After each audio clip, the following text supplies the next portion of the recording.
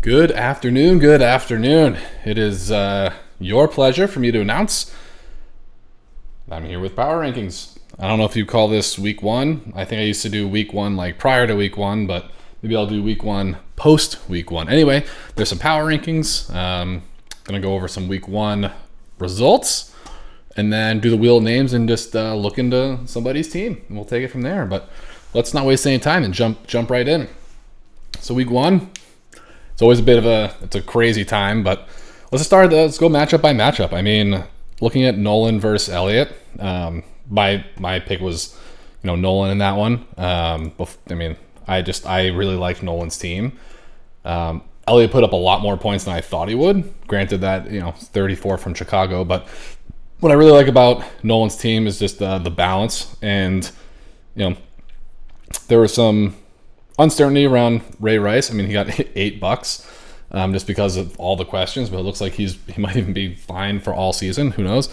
But that's great there. And he has two workhorse or 1A at worst running backs at some of the best offenses in football. So he's got a very solid team here. And even without McCaffrey, Elliott put up 140. So, really solid. Unfortunate loss for Elliott. It is what it is. So next one, Jake versus Roberts. This is a barn burner here. I can't talk too much smack because my matchup was even worse. But let's take a look here. I mean, Worthy got off to a great start on Thursday. Pollard did awesome compared to, I think, what most people expected out of him. And Roberts' team kind of did what we expected. So, not going to spend too much time on it. I paid no attention to the Bills game at all. So Shakir with a TD is pretty cool. But yeah, I mean, I have a feeling that Robert is going for next year with all that fab money he has. I think the strategy he's going for is to bid really aggressively on guys that are going to be good next year eventually. So if there's someone that breaks out of nowhere, he'll build a dump a bunch of fab, keep them into the next year with like only $1. So that's what I'm getting out of this team. We'll see what ends up happening, but just a lot of fab right now, and it has all the looks of a rebuilding team. But Robert's a smart guy. I'm sure he has some sort of method to it. But anyway, not digging too deep. Jake winning without Chase doing much. Love's gonna be out for a while. We'll see what he does with either Aaron Rodgers or Justin Herbert or whatever 10 quarterbacks he has on his team. But anyway, yeah. So a good win for Jake. Probably gonna put him in 5th place right there. We'll see how he does. I think this team will have better days ahead for sure. So then we have McGovern versus Zach. Zach's team's already gonna be different now that he has my Derrick Henry. But no, I mean, McGovern has a super scary team. He put up 145 with Marvin Harrison not involved whatsoever, and Amon-Ra St. Brown not involved whatsoever. Two things that are going to change for sure moving forward. I mean, this is just, in my opinion, a top contending team in the league. Zach's team grossly underperformed. Again, this is another one where I think there are better days ahead. I mean, Barkley lit it up, but I mean, well, Swift doesn't have anymore. Javonte doesn't have anymore. So guys who just were, really, really low, I think that'll do better next week. And plus, he's going to have Derrick Henry in here, so that'll be a lot better. These guys are still good. Prescott's still good. Not really too much to worry about here. Though he dropped a ton of fab, which I thought was really interesting. I love the strategy of just going heavy fab early, but I personally not a huge fan of some of the guys. Like I hate Alec Pierce. For one, he has an explosive game. He's not really startable, but is what it is. I like the aggressive approach because if these are the guys that do end up producing, I could very well be wrong. Look how bad my team is. I'm going to be wrong about a lot of things. So, I like getting aggressive early, especially with so many teams with big budgets that are probably going to be, a bit conservative early on. Just nab the guys when you can because you're not going to be able to later. So I think it's a good move by Zach to be aggressive. We'll see if it pays off. So let's go back here, and we'll go to Chris versus Morganelli. This one did not. This one went way sideways from where I thought it was going to go. Kelsey having probably one of the worst games of his career. Puka getting injured early on. Ayuk still super rusty, dropping a touchdown and just having a snap count. Mahomes had a bad game. ETN split time with Tank Bigsby. Just a lot that went wrong for Morganelli here. That's just shocking, honestly, how low he scored. Chris team, on the other hand, Anthony Richardson completed 9 passes, rushed for a touchdown, had a couple bombs. I think we'll see a bit of that. Big, strong arm. He'll be doing a lot of running. So I think these projections and this output are not totally unreasonable. Garrett Wilson, the concern with Aaron Rodgers coming in is that Aaron Rodgers has his guys that he likes. I know he likes Wilson, so that's not really a concern. But, a bad quarterback is going to just throw it to the best guy over and over and over again. A better quarterback, an experienced veteran, will try and spread it around. That's just what happens. But Wilson will get his. I'm not worried about it. Olave, bad game. Devontae Adams, a little, bit scary there. Ford, a great deal for Chris getting Ford for Goddard. Just a huge win there. And then Jameson Williams, his coming out party. He had 9 targets, which is incredible in that offense, and was the first read on a lot of Goff's dropbacks. So really, really good find for Chris there too. All right. Back here. We're getting to the top. We're getting to Antonio Gibson's Hitman Reborn. Let's just go through it. This is just one of those weeks where, other than Manders and Zamir White having weak games, very even across the board. Kupp he can pretty much replicate this if he's the only one they're throwing to. I think they're going to use Whittington, but it is what it is. These are 3 really solid wide receivers here. Well, went through the whole list, but if he's able to put up these kind of numbers with just Stafford at QB, hey, who knows? What if Justin Fields is a hit and he picks him up, and all of a sudden that's a scary team? But Justin Fields has to be putting up those 30+ point games to be relevant. He can't really throw it. So, but Jenny's side, she put up 127, 126 with just some really poor. These are just good players, just terrible games. Dallas will be good all year, though that's crazy. But this is a really solid team. I know a lot of people are pretty high on this team. So too bad for her that she lost, but I think this will be a really good year for Jenny. And oh god, and finally, my matchup with Jay. I dropped Seattle for Houston with the thought that I'm just going to keep Houston all year. I think they have a really good defense.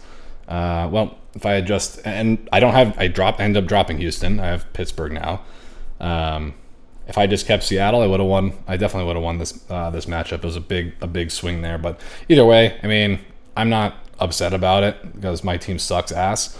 They sucked ass last week. I'm hoping trading off Derrick Henry for just a little bit more depth, so I don't have to start Mooney and Bob Douglas and Michael Wilson. I think that's just. Maybe starting one of them, fine. That's fine. Starting 3 of them consistently, not even due to injury, is bad. That's just really bad. So had to make a change. Hoping it pays off, but not looking like a good year for yours truly. So that's the those are the matchups. We have our top 6 here, and then the bottom. I think this is going to be a really interesting year. This 228 is hilarious. But anyway, so let's go. Let's do the wheel. Let's click the spin. Who are we going to talk about today? Looks like we're talking about Morganelli. Ugh! Don't beat me. Okay, well, might as well get this over with early. All right. We're going to talk about my team. Cool. Well, I'm just pretty sure anyone who was watching this is exited out by now, so we'll just talk about my team a little bit. Here's the thing. Again, tried to just go real heavy like I did prior year with just a couple really high-end players at some key positions. So keepers being, Taylor, CD, Stroud, McBride. He's in talks for a possible TE1. Stroud's a top 5 quarterback, hopefully. Just depends on.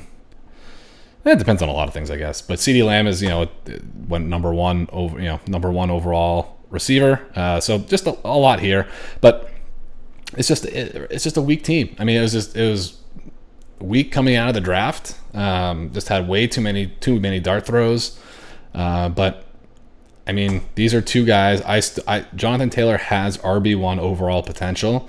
We'll see if it shakes out that way. I don't think he'll get there, but he can. We've seen it before. He's still pretty young, and the running scheme, basically, they're going to be running in Indianapolis. I'm hoping that Anthony Richardson's mobile ability is going to, open up some holes for Taylor. We'll see.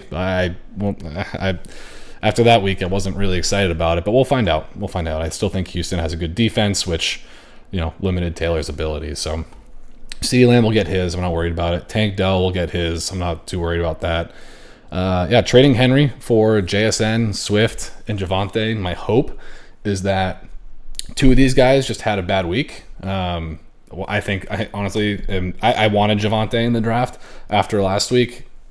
I don't really want him. I just felt like I kind of need him just to fill out that trade there. It's really just Swift, and I'm hoping JSN is bouncing back. So, but I mean, Javonte can come back. It just gives me a handful of options.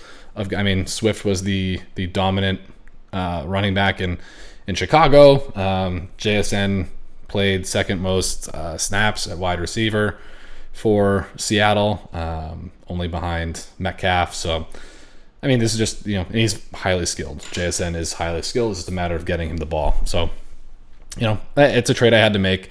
But, the bench, so Whittington's a guy that my thinking is that Kupp or Puka is going to get hurt. They both have injury history. Puka was injured a lot in college, and Kupp's getting older and is injured. Whittington, just looking, in the preseason, how coaches talked about him, how he looked in the preseason, is a guy that really kind of fills that role. He can run, short intermediate routes and make some good yards after catch. So, I think he may or may not do something this week. But I think he eventually gets written into the game plan. I think it would be crazy if he didn't. So, hoping Quentin Johnston can get over his horrible rookie year. It didn't look great last week, but he was first read, a number of times for Herbert. So, hoping that turns into something. But this is a pretty unexciting team to talk about week one. But because these guys are who they are. They're either a dart throw or they're borderline elite in their position. So yeah, and we'll see how it ends up going, but I can't say it's one I'm it's not a season I'm too terribly excited about. So we'll just play it by ear. Had to make that one big move early. We'll hope that one pays off. But I think that's pretty much it for that. So we can just go into some quick power rankings, and hopefully I get some. This is gonna be tough. To go. Once we get closer to the top, I think Stacks is going to be here at the bottom. I think it's just a rebuilding year is really what I see when I look at it.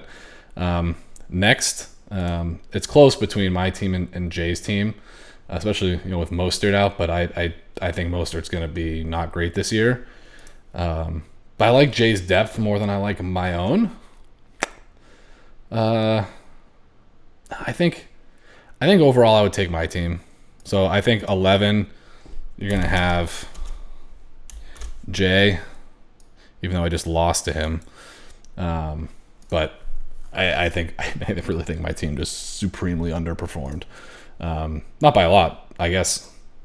They definitely underperformed, but it's not like I'm really much better. I'm not going to be any better than a lot of these teams. So therefore, I'm putting myself at 10. Kraken in the breeze. I'll put that there. I don't think there's really going to be anyone who disagrees too heavily with how that's sorted. But let's see who's next. This is when things start to get who's like the next tier, right? No.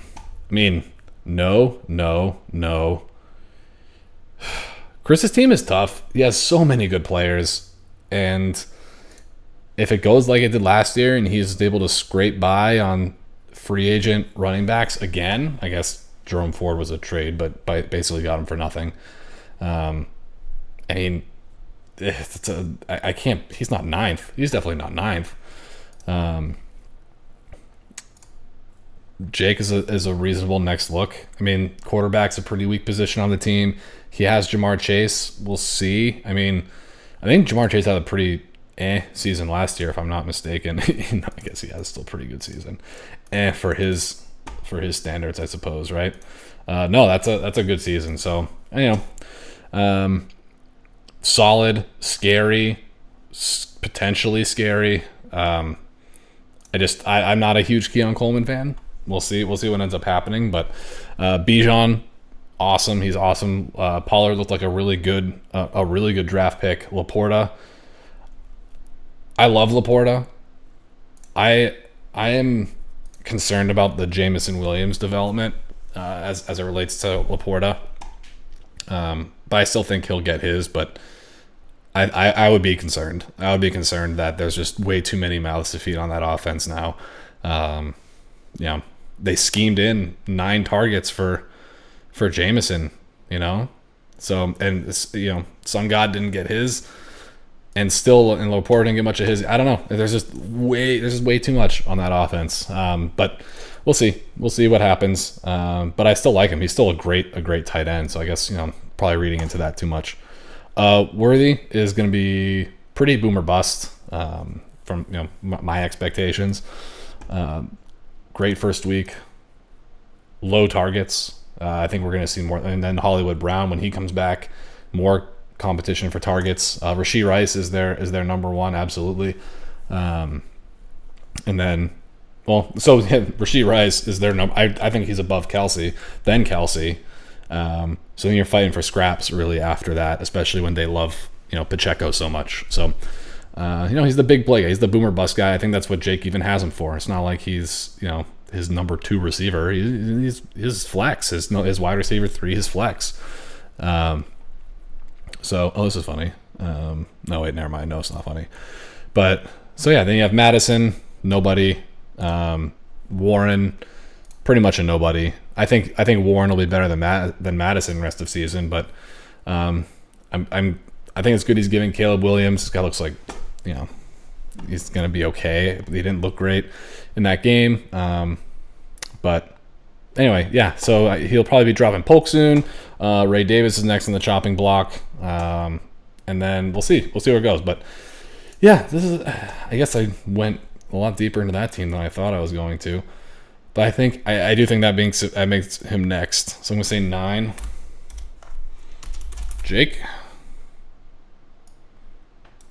and then this is gonna start getting a little difficult. There's a lot of good teams coming up. Let's take a look here. I think this is just too weak. I mean, these are some really good players. But I think when you're just comparing it to some of the other teams around here, I think Morgan Ellie's team is really, I mean, with Puka out, that's one thing. Like, what do you do with Puka out?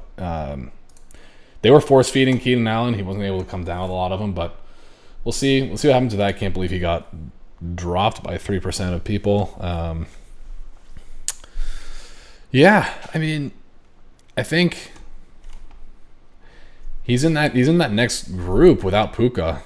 So we're talking about, let's see, him. Where does Elliott fall, especially without CMC? I think even with CMC, it's so that's the next tier. I think is you talk about Chris, Elliott, now Morgan Ellie, and now Zach. So which way would I rank them? It just depends. It depends if I'm counting CMC. CMC is I'm a little nervous. Tendonitis is no joke. But I think he'll come back and he'll eventually move up there. So let's see. Yeah, I can't write him out. I'm gonna have to go. This is tough. That's tough. That is really tough. But I think I gotta go. 8. I have to do Zach, and then because he's not these are near the top, near the top, near the top, near the top, not necessarily near the top, but in that middle area. Okay, so it's going to be Zach at there. Then it's going to be Morgan, Nelly, Sans, Puka.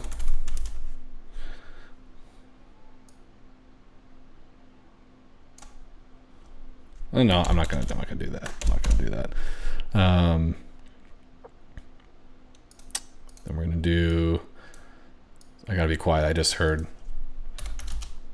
Jocelyn putting Holly down for a nap, so I have to be really quiet now. So we're gonna do Morganelli there, and then at 6 is gonna be. I'm gonna put Elliot. Then 5 is gonna be Crew. I think Crew's receiving core is just too strong, and Anthony Richardson is going to be scoring a lot of points. He's a good tight end. He's pretty complete in here, except for these running backs, which, I mean, look, I had $96 of budget combined, get me, what was it, like 27 points last week at the running back position. I mean, the running backs, if you can get even decent output from like a 1B, I mean, I think he's onto something where it's just like the upside isn't where it used to be at the running back position. So I think this is just a really solid team there. So now put Crew there. And so that gives us the top 4 being Freaky, Jenny, McGovern, and Nolan. So I think Jenny's going to be 4.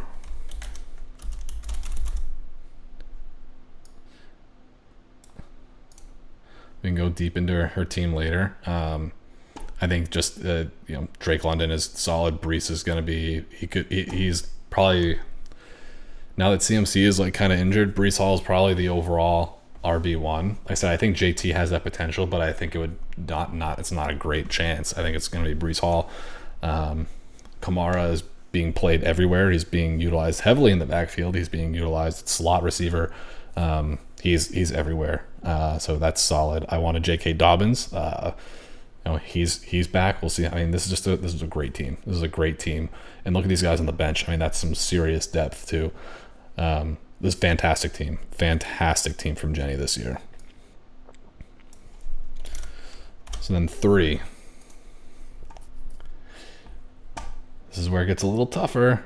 I'm thinking I'm gonna take Freaky's team at 3 just because of the gaping hole at quarterback, but this is one of the best wide receiving rooms in the league, especially with Puka out. I mean, that's really solid. Just a lot of good players. A question mark here. Zamir, I think he'll be fine. But Jameer, I mean, these are some good running backs. The depth isn't really great, but it's just so like this is just really, really strong. That's really strong. Though I'm almost tempted to put Jenny over this team, but no, I don't think so. I think there's just too much potential in this team here. So I'm gonna do Freaky. It's funny how I did everyone's like almost names, and I said like Kraken and the Breeze, Stacks, all the Ks. So then next we have 2 and 1. Who's it gonna be? Who's it gonna be? Who's it gonna be? Let's take a look here. Here and yeah. Oh man, that is tough. Especially if Likely is that amazing, which he could be. That's insane. Here, my concerns are depth on this team. There's nothing. So if he gets an injury, he's in a lot of trouble. Especially like, for example, what if A-Chain's out, right? A-Chain doesn't play. Ramondre goes in there, and then huge downgrade. Nolan's team can better survive that. He loses any one of these guys, and he has someone to plug in somewhere. So I'm gonna put 2 McGovern, and then number one Nolan. There it is. All right, this is a long video, so that's gonna be it there. The other one, if I ever do any other videos, I'm sure they will be shorter, but that is it for this one. Good luck week 2. I'm okay saying that because my team sucks ass. I'm not expecting to win. So good luck to everybody, and have a fun weekend.